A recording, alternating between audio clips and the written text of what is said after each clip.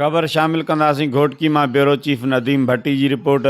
शहीद सहाफ़ी Nasrallah गडाणी क़त्ल case वारे मामले लाइ घोटकी पीपल्स पार्टी जो MNA मीर ख़ालिद अहमद ख़ान लुंड, संदसि पुटु शाहबाज़ ख़ान लुंड ऐं नूर मोहम्मद ख़ान लुंड पक्की ज़मानत कराइण लाइ घोटकीअ जी अदालत पहुची विया। मीर ख़ालिद अहमद ख़ान लुंड संदसि वकील मार्फत घोटकीअ जी अदालत में 1-1 लख एवज़ पक्की ज़मानत लाइ दरख़्वास्त पिणु ॾिनी। उन खां अॻु मीर ख़ालिद अहमद ख़ान लुंड ऐं संदसि पुटु पक्की ज़मानत कराइण लाइ मीरपुर माथेलो जी ATC कोर्ट पहुता, जिते जज मोकल ते हुजण करे घोटकीअ जी सेशन कोर्ट अदालत में पेश थिया।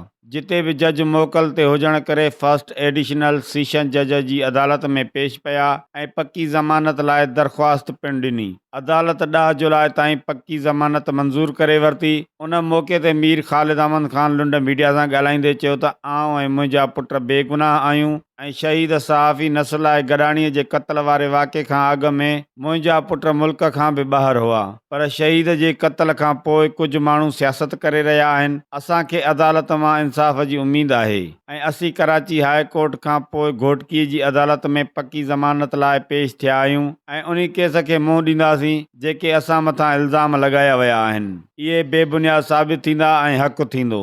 यादि रहे त मीर ख़ालिद अहमद ख़ान लुंड खे 2 हफ़्ता अॻु Sindh high court Karachi bench पारां उबूरी ज़मानत मिलियल आहे।